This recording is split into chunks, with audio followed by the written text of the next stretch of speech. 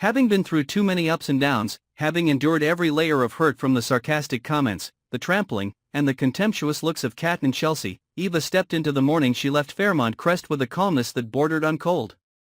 It was a morning that looked like any other day, a pale gray sky not yet touched by sunlight, neatly trimmed lawns, the clean stone path leading to the community gate lying still like a backdrop in an over-edited painting. At a glance, no one could have realized that today was the day Eva herself pressed the button to end a chapter of her life.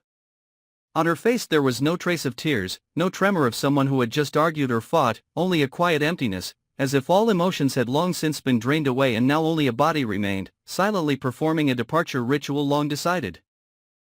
The small suitcase dragged along the stone path, its wheels scraping against the grooves in the pavement and making a dry, rasping sound that felt like the ticking of a countdown reaching its final numbers. Her steps were steady, neither hurried nor hesitant, but behind each one was a storm churning heavily in her chest, forcing her to clench her teeth so she would not look back, not stumble, not allow any fragile feeling to break the only quiet moment she was granting herself. There had been a time when Eva believed that if she endured long enough, if she proved her worth enough, those insults and scornful glances would eventually fade, that Fairmont Crest would one day grow accustomed to her presence as a natural piece of its polished picture. But every time she tried to rise up, a derisive laugh from Kat, a cutting remark from Chelsea aimed straight at her pride, or simply a dismissive look flicked across a dinner table was enough to remind her that in their eyes, she was nothing more than a tolerated outsider. Those small scratches, day after day, slowly accumulated into a deep, festering wound, making any belated apology or short-lived kindness from them feel meaningless.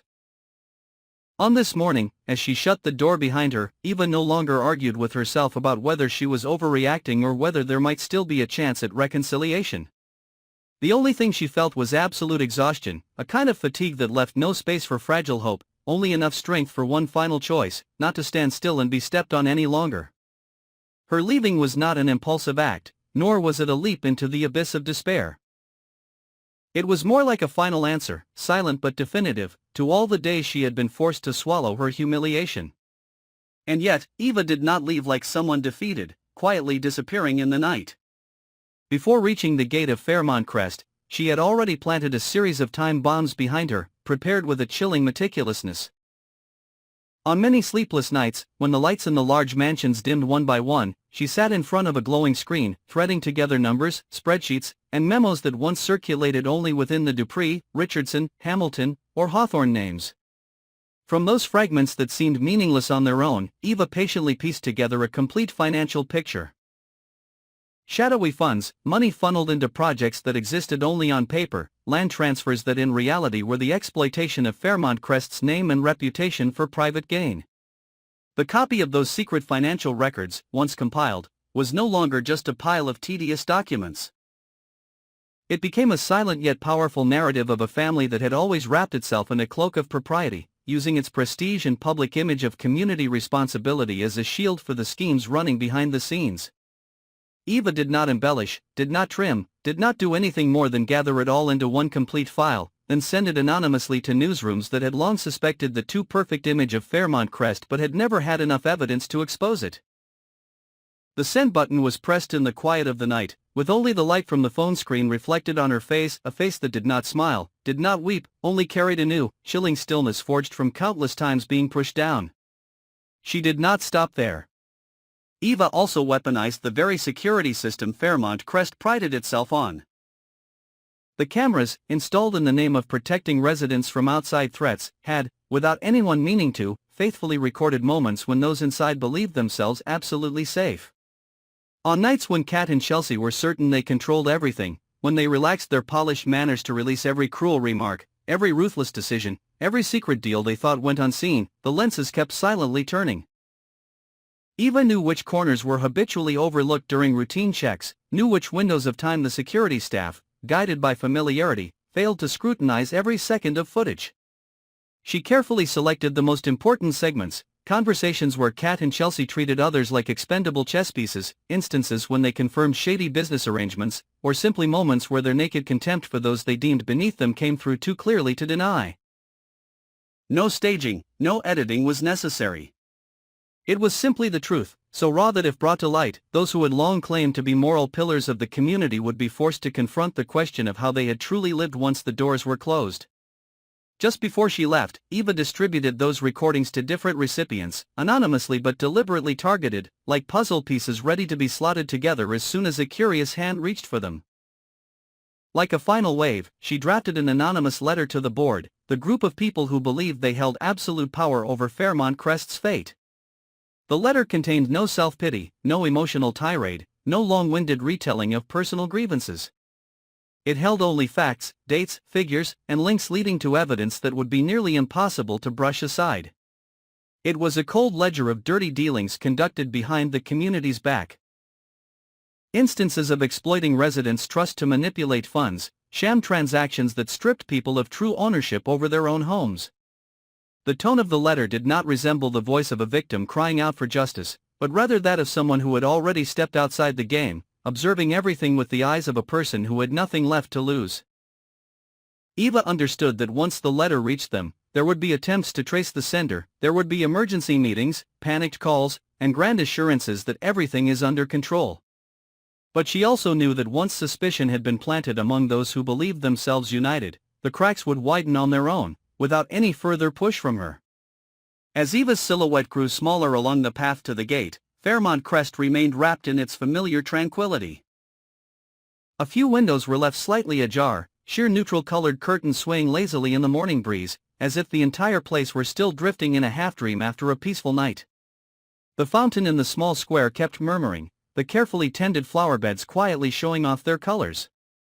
There were no screams, no alarms, no sirens, no reporters or police swarming the gate. If anyone happened to see Eva pulling her suitcase along the stone walkway, they would likely assume she was just someone at the end of a lease or a resident moving on to an even more luxurious address. No one had any reason to be startled or to stop and ask questions.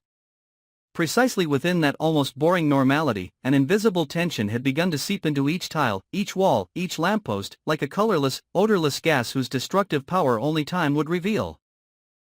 The houses now resembled rooms in a building hiding explosives. No one knew exactly where they were placed, only that someone had already set the detonators and scheduled their countdown for a time nobody could predict. Beneath the glossy paint and expensive interior decor, Fairmont Crest had quietly turned into the scene of a cold-blooded purge. Reputations would be sliced open and examined piece by piece under harsh media lights. Wealth accumulated over generations would be forced to answer uncomfortable questions about origin and intent. Marriages once praised as symbols of stability and power would begin to wobble as the footage, files, and anonymous letters gradually surfaced, each fragment serving as a sharpened blade aimed at the thing they valued more than anything else, their flawless image. Those who had treated Eva as a joke, an accessory beneath their standard, a name that could be crossed off any list at any time, would soon realize they were standing center stage in a theater rebuilt from the very secrets they had carelessly discarded. They had believed that by controlling the narrative, they could control reality itself. But Eva had silently snapped that axis, without needing to appear, without needing to speak, simply by allowing the truth to find its own way out of locked drawers. Somewhere far away, at a distance safe enough that the brewing noise of Fairmont Crest could no longer reach her, Eva sat down, unlocked her phone, and stared at the small screen resting in her palm. A series of notifications popped up, short lines of text. Emails sent successfully, attachments uploaded, anonymous letters delivered to their recipients. Each notification was a full stop at the end of long, sleepless nights, proof that everything had moved beyond thought into irreversible action. She did not smile, nor did she exhale in relief like someone who had finally put down a great burden. In that moment, all she felt was a strange emptiness spreading through her chest, an emptiness that left no room for resentment, but also none for the hope that anyone back at Fairmont Crest would one day recognize her worth. She let the notifications line up on the screen, then turned it off as if they were nothing more than routine messages. Eva did not need to look back at the gate that had closed behind her, nor did she need to wonder how Fairmont Crest would cope with what was heading its way. She had lived long enough in a place where everything was decided by those who believed themselves untouchable, had endured enough glances and words that reduced people to tools and feelings to background noise. This time, she left without carrying any trophy but the new calm of someone who had given up the need to be acknowledged. Left behind, among those white walls, carefully trimmed hedges, and perfect roofs, was a storm slowly gathering strength, a storm Eva no longer needed to stand in the center of to witness. She had done enough, said enough, endured enough. The rest she left to Fairmont Crest itself, to answer with the very secrets it had once believed would remain buried forever beneath its own glittering facade. Thank you all for your loyal support and listening.